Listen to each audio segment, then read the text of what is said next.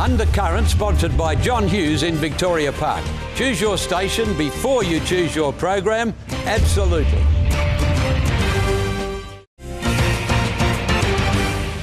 Well, we are very happy to announce that this week is NAIDOC Week, and we have been lucky enough to be invited to many events to help celebrate. Well, next up, Miles Riley takes a look at consumer rights for our Indigenous.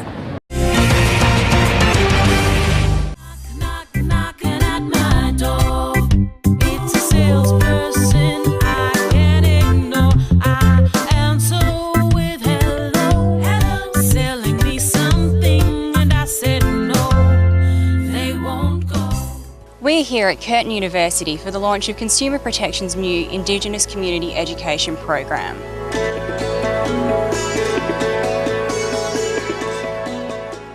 The day today we're talking about our new campaign, the Ask Us campaign, looking at really how we can help community members if they have problems with the things they buy, with tenancy, with renting a home, buying a car, with their mobile phones or any of the things that they're purchasing, and making sure that those transactions are fair and that they get a good deal out of them, and helping them if they're not.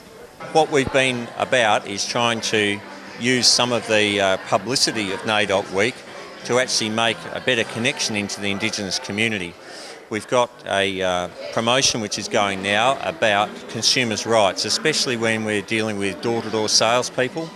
We find that there's a lot of sales done into remote communities which are putting consumers at disadvantage, and we find that those communities don't connect very well with consumer protection. So this is about launching a song and a series of advertisements to get to that community so that they then know to connect with us where they find that they've got problems where they might have engaged with someone and breached their door-to-door trading rights. I've got my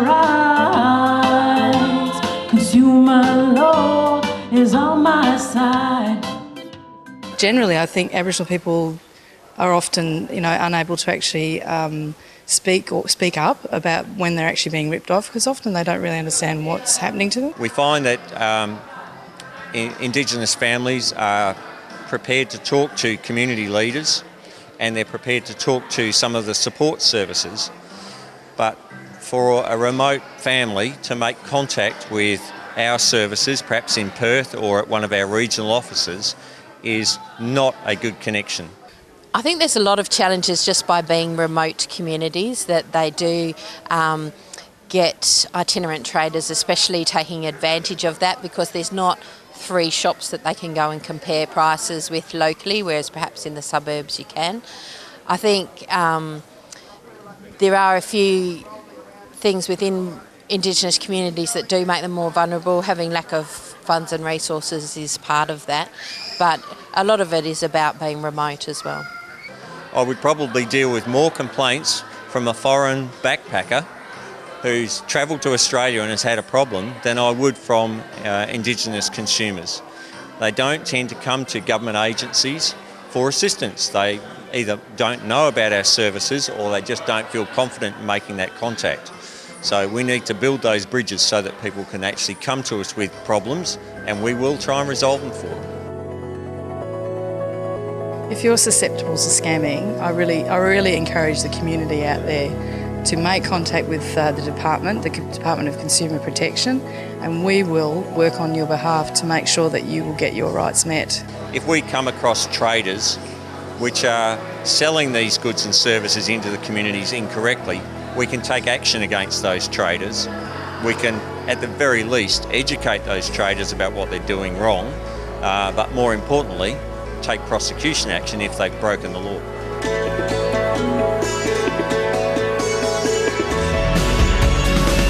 The Indigenous Communities Education Program aims to create connections between the Department of Commerce and remote Aboriginal communities in the hopes that this will lead to greater consumer protection. I'm Miles Riley, reporting for Undercurrent. Don't break the rules, 'cause I got my rights. Consumer love is by my side.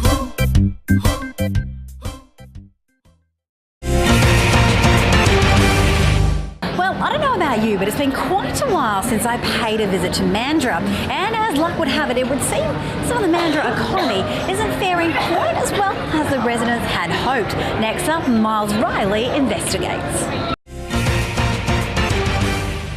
Recent reports in the media claim there is an oversupply of luxury apartments in Mandurah and an increasing number of small businesses going broke. Mandurah's boom, they argue, has officially gone bust. Now, it's hard to imagine that this is the very same place that has twice been awarded WA's top tourism town. Is Mandurah really turning into a ghost town as the media suggests? We decided to come down and investigate for ourselves. So Mayor Creevy, welcome to Undercurrent. Now, Mandurah has been receiving a lot of attention in the media recently. Can you tell us a bit about that, please? The overheating might have cooled, but the town hasn't gone bust. There is no doubt that Mandurah, like a lot of communities in Australia, has a patchwork economy. There's some parts that are doing very well, some parts that are doing it tough. But the total story is about a community that has great spirit. We live in a beautiful environment.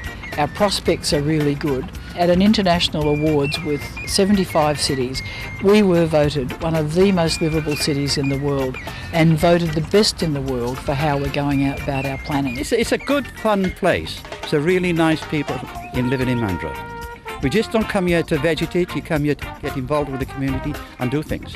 We decided to come to Mandurah for the climate and the lovely lifestyle that's here, and we've loved every minute of it. It's lovely and flat for cycling and for walking. We walk just about every day or get involved with all the activities. And everybody greets you. That's one of the really nice things. When you're walking, you get a smile and a greeting from people. And if you like fishing, we've got the ocean out there, the estuary and crabbing. There's so much to do for someone that's in the outdoor area. Now, there's been reports in the media saying that Mandurah is turning into a bit of a ghost town. What do you have to say about that? No way! I don't agree with that at all. No, it's very vibrant, yeah. Catch 22 is located at Dolphin Quay. We're a family-owned business. We've been operating for 3 years, and like most businesses in WA right now, it is quite hard. Again, it's up to us to keep managing it and getting better and better at what we do. We're pretty happy about what we're doing. It is extremely hard to survive out there, you know, and there's a lot of businesses that are getting turned over or going bankrupt. But for us, we've worked extremely hard to get through this, hopefully this period, and we're coming up to a nice peak, hopefully. Someone said recently, if you lived in Mandurah, why would you need to go anywhere else for a holiday? It is that sort of community. So much to do. Lovely. So much fun. Where else in the world could you be 45 minutes from the metropolitan area, the capital city of the state? Wonderful train service, highly accessible by road, 50 kilometres of beautiful coastline, pristine waters, an estuary body 2.5 times the size of Sydney Harbour, canal estates, an award-winning ocean marina that's won international awards, and a fantastic community. It's got everything going for it, and while we do know we've got challenges, we all know we live in one of the most beautiful places that you could ever wish to live. Our investigations found the negative media reports claiming Mandurah is a ghost town appear to be unfounded. The locals have said it themselves, there are still plenty of experiences to be had in Mandurah. So grab the family, jump on the train and come down and see for yourself why Mandurah continues to be one of WA's top tourist destinations. I'm Miles Riley reporting for Undercurrent. Well, just last week, our Premier, Mr. Colin Barnett, did a bit of a reshuffle of his cabinet. But do you think that puts his party in a stronger or weaker position for the next election? Well, next up, Ivan Leung had a chat with the opposition. This government has been in turmoil and instability now for a fairly long period of time. This is the sixth reshuffle since Mr. Barnett was elected to government. He's had 5 ministers leave cabinet, and I think people are looking forward to some stability in government. Just days after Colin Barnett announced his cabinet reshuffle, I was able to get hold of the opposition leader Mark McGowan to talk about the state election and why he tipped Troy Buswell will be the next Premier. How's the election preparation going? Well, the election's in March next year.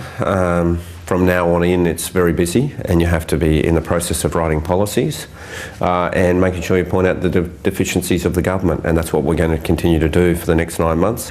After so many years in politics, can I ask you what makes a good politician? You've got to have an intuitive feel for it. You've got to know what works with the public and what doesn't. You've got to have a set of ideas and beliefs that you want to pursue. You can't just be someone who blows with the wind all the time, but at the same time you can't be someone who's not in touch with what people are thinking. You've got to have a good work ethic. You've got to be prepared to do things you don't want to do. You've got to be someone who can talk to ordinary people. Recently you have been tipping that Troy Buswell will be the next Premier of WA. Is it just a scare campaign putting up by you or by your party against the Liberals? If Mr Barnett's re-elected, Mr Buswell will become the Premier of Western Australia because there is no one else in the Liberal Party's ranks. Christian Porter was obviously going to be the successor. He's leaving the State Parliament. Kim Hames, who was the other alternative, has announced his intention to retire. There's really no one else. So if Mr Barnett, and when Mr Barnett decides to leave, Mr Buswell will be the Premier of Western Australia. But do you believe Troy Buswell has changed over the years after what have he done wrong? I just think Mr Buswell is more hype than substance. I don't see any great reforms or any improvements. And if you have a look at some of the things under his current portfolios, the worst waiting list for public housing in the history of the state. The annual WA Labor Party conference on last weekend has been cancelled. Isn't it evidence show that you're afraid of Julia Gillard because of her unpopular carbon tax? No, we cancelled the state conference because we wanted to focus on election preparation and policies in the lead up to the next election. I've read this stuff about Julia Gillard, and that was actually not my intention. Let's talk a bit about the polls. In April this year, on two-party preferred basis, WA Labor's 47 while Liberals 53. Do you believe your party can gain a balance of power in the Parliament? Well, we're going to try. We're the underdogs, and that would show that we would lose, but we're going to try. If we can get it up to more than 50%, well then you've got to win the right seats as well. So it's not just a simple matter of getting 50% of the vote. Will you resign as the opposition leader if WA Labor loses? I hadn't thought about that. I'd consider that at the time. McGowan, thanks for your time. Thank you. Well, that brings us to the end of another episode of Undercurrent, but just a little reminder, we make Undercurrent just for you, the people of Western Australia. So we're really keen to see what topics you would like to have on the show. If you do have an idea, you can email us at info@wtvperth.com.au. We really can't wait to hear from you. Well, I'm Christy Mulliker, and I hopefully will catch you next week for more of the show made just for you, Western Australia's very own Undercurrent.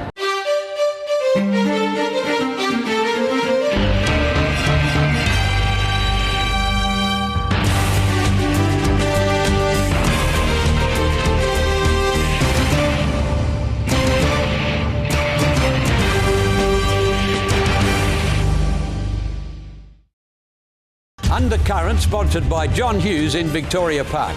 Choose your station before you choose your program. Absolutely.